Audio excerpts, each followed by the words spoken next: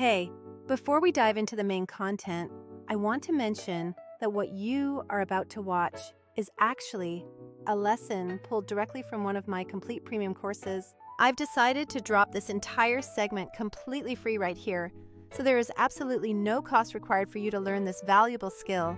Instead of asking you to purchase the whole course right now, if you feel inclined to show some appreciation, there are a few tiny actions that help me out more than you can possibly imagine. First off, just hit that like button on this video, which is a massive signal to the platform.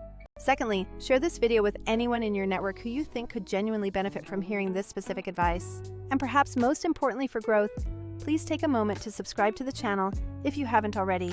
Those small clicks on the like, share, and subscribe buttons tell the algorithm that this content is valuable, pushing it out to more people, which is absolutely huge for a growing channel. Now, if you happen to be the gear-curious type who always wonders what I'm using, you can check out the recommended equipment links listed down in the description box below.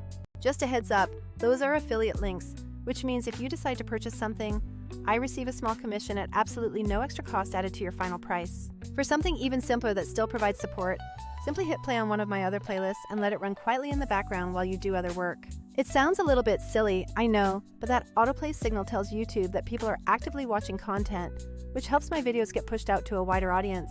Alternatively, if you are feeling particularly generous today, you can always drop a super thanks on the video, which is another direct way to show support.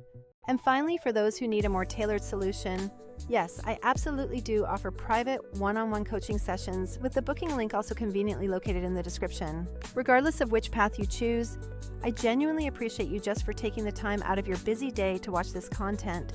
All right, now that the housekeeping is out of the way, let's officially jump into the core lesson you came here for. So here's the absolute key thing I want to demonstrate to you today concerning your finished audio recordings. Once you have meticulously edited and applied all of your necessary audio processing, think EQ, de-essing, compression, the entire signal chain, there is one final crucial move you must always execute. That last step, simply put, is to normalize your audio track peak level to precisely -3 decibels or -3 dB. That might sound like a small, overly technical detail, but this single adjustment fundamentally changes how polished and professional your final output sounds. This consistency matters whether you are sending out crucial audition files, uploading a new episode for your podcast, or prepping long-form videos to be sliced into short-form content. Let me give you a quick, clear explanation of what normalization actually is in this context. Normalization is essentially the process of setting a specific target peak level for the loudest point in your entire audio file. It is critically important to understand that this is not the same thing as using a compressor in your processing chain. Compression subtly squashes the overall dynamics to manage peaks in a very smooth, controlled way throughout the recording. Normalization, on the other hand, simply raises or lowers the entire file so that the absolute loudest transient hits that exact level you pre-selected. For our specific needs in content creation, normalizing to -3 dB represents a fantastic sweet spot for most modern platforms. This level ensures your audio sounds loud and present enough to capture attention, yet it leaves just enough headroom to prevent clipping during platform transcoding or subsequent processing. So why does making this small adjustment actually matter so much in the real world? Picture casting directors or content managers who have to listen to hundreds of audio submissions every single day for their projects. If every single voice actor or creator sent files peaking at wildly different volumes, that listener would be forced to constantly adjust their headphone volume between every single take, which is incredibly frustrating. By normalizing every file you send to that consistent -3 dB, you are providing them with immediate, predictable consistency across the board. That level of professionalism and consideration is often the subtle difference between your file getting quickly ignored or actually getting a thorough, fair listen. This practice also significantly matters when you are repurposing those long-form interviews or webinars into those quick viral short clips for social media. Tools that use artificial intelligence to auto-edit clips, and yes, I will mention a specific tool in a moment, rely heavily on clean, level audio to correctly identify energy spikes or key emphasis points. If your source audio is jumping all over the place volume-wise, the AI logic can easily miss those critical moments or generate clips that feel jarring and simply fall flat. Therefore, taking this one tiny, simple normalizing step ensures that every single downstream tool in your workflow performs optimally. Practically speaking, if you are working inside Adobe Audition or practically any digital audio workstation, here's the precise flow I personally use every single time. First, you record your pristine voice track. Then you apply all of your desired effects like EQ, compression, de-essing, or noise reduction, whatever your personal chain dictates.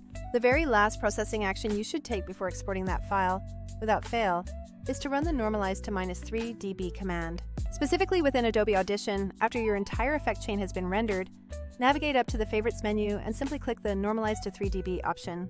Boom! That's it. Your file is now professionally normalized and ready for deployment. Furthermore, there is a way to assign this specific function to a single, dedicated keyboard shortcut, which I cover in detail later in the course. That module focuses entirely on automation and time-saving shortcuts. And trust me, once you map that one key, you will genuinely wonder how you ever managed to work without it before.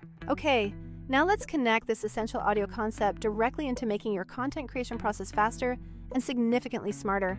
If you are a creator who produces long-form assets like podcasts, webinars, or extended Twitch streams, the objective is to efficiently transform that single hour into dozens of bite-sized, high-performing snippets.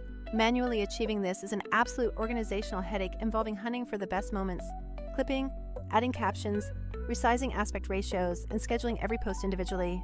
This is precisely the point where a dedicated AI-powered tool such as Vizard truly begins to shine brightly in your workflow. Because your audio is already clean and perfectly normalized, the AI's auto-editing engine can detect and analyze the content with vastly improved accuracy.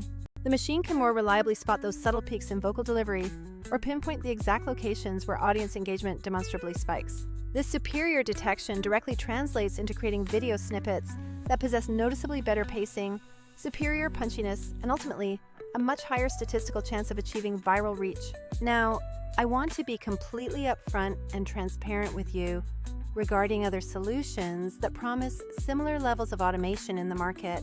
For instance, Descript has fantastic capabilities, especially around transcription and text-based editing, but it can get quite expensive for teams and is sometimes too reliant on text cues alone. Tools like Kapwing and Canva are excellent for quick, on-the-fly visual edits, but their auto-editing features for long to short-form conversion often still require a significant amount of manual input from the user. Then you have dedicated scheduling applications like Later or Buffer, which are great for posting at optimal times, but they do not possess the ability to actually create the short clips for you. They only publish what you upload to them. That specific gap, the end-to-end process, is precisely where a focused tool like Vizard steps in to provide comprehensive automation. Vizard automates the viral clip extraction, handles the cross-platform scheduling for you, and keeps everything organized within a central content calendar view.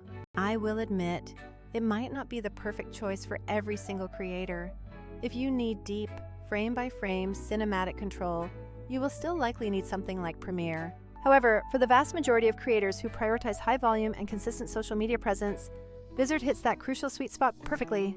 Additionally, many of the other all-in-one platforms can become prohibitively expensive when you want the full suite of deep automation features unlocked. Vizard maintains a more focused approach centered on continuously feeding you snackable content from your existing long videos without requiring you to constantly babysit the entire pipeline.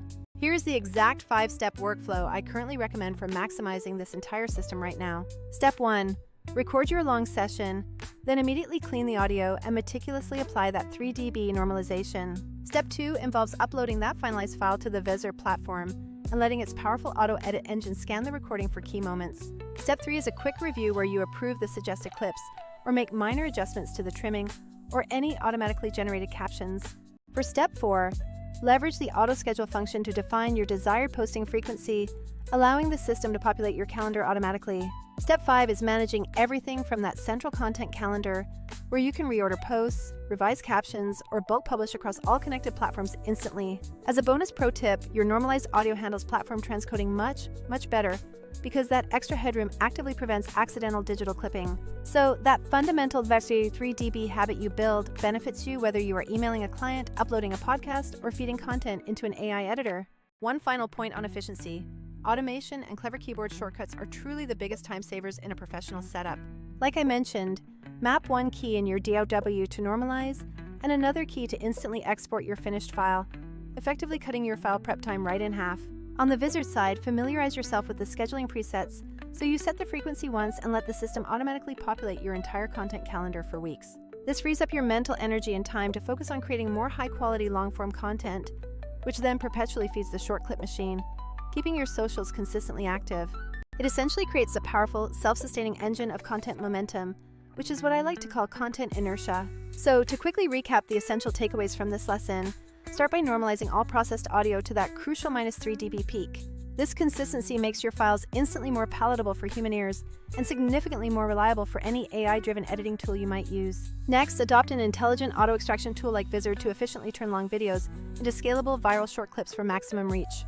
Finally, lean into the tool's built-in auto-schedule and content calendar features to manage and publish at scale without micromanaging every single post. When you compare this method to others, remember that while some transcribe well and others schedule well, very few tie that entire content pipeline together as cohesively as this system aims to. If you are eager for the full detailed walkthrough on setting up those powerful keyboard shortcuts or automating your entire export chain, that comprehensive video is waiting for you. You can find that specific lesson at the very end of the course playlist, so make sure you jump over and watch that immediately after wrapping up here.